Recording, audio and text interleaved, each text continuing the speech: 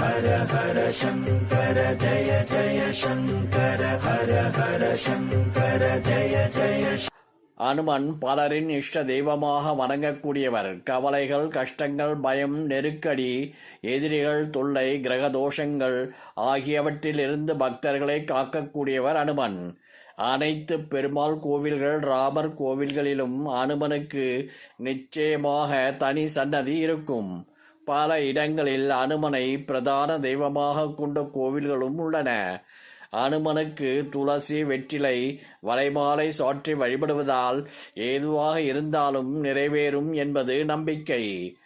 அனுமனின் அவதார தினமான அனும ஜெயந்தி அன்று பலரும் விரதம் இருப்பது வழக்கம். ஆனால் அனுமன் ஜெயந்தி எப்பொழுது, எந்த மாதத்தில் வருவதை கணக்கில் எடுத்துக்கொண்டு விரதம் இருக்க வேண்டும் என கேள்வி பக்தர்களுக்கு உள்ளது. இப்படி அனுமனுக்கு மட்டும் ஒவ்வொரு ஆண்டும் 2 முறை பிறந்த நாள் கொண்டாடப்படுவதற்கு காரணம் என்ன? அந்த சுவாரஸ்யமான தகவலை இங்கு காணலாம். இந்து சமயத்தில் மிக முக்கியமான, அதிக மாணவர்களால் வணங்கப்படும் தெய்வங்களில் ஒருவராக இருப்பவர் அனுமன். இவரை ஆஞ்சநேயர், மாருதி, ராமதூதன், வாயுபுத்திரன் என பல பெயர்களாலும் பக்தர்கள் அழைக்கிறார்கள். மற்ற தெய்வங்களைப் போல் தன்னை வழிபடும் பக்தர்களை சோதித்து பார்த்து அதன் பிறகு அருள் செய்பவர் கிடையாது. அனுமன் நம்பிக்கையுடன், பக்தியுடன் எவர் ஒருவர் அழைத்தாலும் அவர்களுக்கு அருள் செய்ய ஓடோடி வருவார். அதுவும் ராமநாமம் சொல்பவர்களுக்கு எந்த ஆபத்தும் நெருங்காமல் காக்கக்கூடியவர் அனுமன். பக்தர்கள் பலரும் அனுபவ ரீதியாக உணர்ந்ததாக சொல்லப்படுகிறது. தெய்வங்கள் மற்றும் அவதார புருஷர்களின் அவதார தினத்தை ஜெயந்தி என கொண்டாடுவது வழக்கம். அப்படி அனுமன் அவதரித்த தினத்தை அனுமன் ஜெயந்தியாக கொண்டாடுகிறோம். மற்ற எந்த தெய்வத்திற்கும் இல்லாத சிறப்பாக அனுமனை மட்டும் வருடத்தில் 2 முறை ஜெயந்தி கொண்டாடுகிறார்கள்.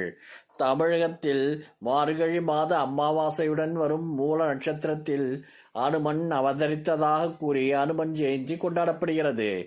ஆனால் வட மாநிலங்களில் சித்திர மாதம் பௌர்ணமியில் அனுமன் அவதரித்ததாக கருதி அனுமன் ஜெயந்தியை கொண்டாடுகிறார்கள். இது தவிர ஆந்திராவில் சில பகுதிகளில் வைகாசி மாதத்தில் அனுமன் ஜெயந்தி கொண்டாடுகிறார்கள். இதனால் அவற்றில் எதை கணக்கில் எடுத்துக்கொண்டு அனுமனை வழிபடலாம் என்று பக்தர்கள் குழம்புகின்றனர். இப்படி இருவேறு மாதங்களில் அனுமன் ஜெயந்தி கொண்டாடப்படுவதற்கு மிக முக்கியமான, சிறப்பான காரணம் உள்ளது. அனுமன் அவதரித்தது மார்கழி மாதம் மூல நட்சத்திரத்தில் என சொல்லப்படுவதால் அந்த நாளை அனுமன் ஜெயந்தியாக கொண்டாடுகிறார்கள். அதே சமயம் புராண கதைகளின்படி சித்ரா பௌர்ணமி நாளில் தான் அனுமன் அவதரித்ததாக சொல்லப்படுவதால் அந்த நாளையும் அனுமன் ஜெயந்தியாக கருத்தில் கொண்டு பக்தர்கள் கொண்டாடுகிறார்கள். இந்த ஆண்டு ஏப்ரல் 23ஆம் தேதி சித்ரா பௌர்ணமி நாளில் அனுமன் ஜெயந்தி கொண்டாடப்பட உள்ளது. இந்த புராணங்களின்படி அனுமன் அவதரித்தது மார்கழி மாத அமாவாசையில்தான். இதனால் இதை அனும ஜெயந்தி நாளாக கொண்டாடுகிறோம். பிறக்கும்போது அற்புதமான சக்திகளை கொண்ட அனுமன் குழந்தையாக இருக்கும்போது பயங்கர பசியில் சூரியனை பழம் என கருதி அதை பிடித்து சாப்பிட வானில் பறந்து சென்றார். சூரியனை பிடிக்க அனுமன் அருகில் சென்றதால் அவரின் நிழலால் பூமியை இருள் சூழ்ந்தது. இதை அறிந்து இந்திரன் அனுமன் சூரியனை சாப்பிடுவதை தடுப்பதற்காக தன்னுடைய கதாயுதத்தால் அனுமனை தாக்கியதில் அனுமன் மயக்கமடைந்தார்.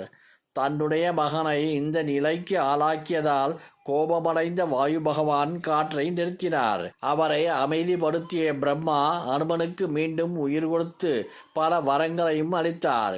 இது நடந்தது சித்திரை மாத பௌர்ணமியில் என்பதால் இதுவும் அனுமனின் அவதார தினமாக கருதப்படுகிறது. இதனால் தான் அனுமனுக்கு மட்டும் வருடத்தில் 2 முறை பிறந்த நாள் கொண்டாடப்படுகிறது. அனுமன் ஜெயந்தி அன்று வீட்டில் அவருக்கு விருப்பமான லட்டு செய்து வைத்து சுந்தரகாண்டம் படிப்பதால் அனுமன் மனம் மகிழ்வார். அதோடு செந்தூரம், வெண்ணெய், வெற்றிலை, வாழைப்பழம் ஆகியவற்றையும் அனுமனுக்கு படைத்து வழிபடலாம். இந்த நாளில் விரதம் இருப்பவர்கள் உணவில் உப்பு சேர்த்து சாப்பிடக்கூடாது. ஹர ஹர சங்கர ஜய ஜய சங்கர ஹர ஹர சங்கர ஜய ஜய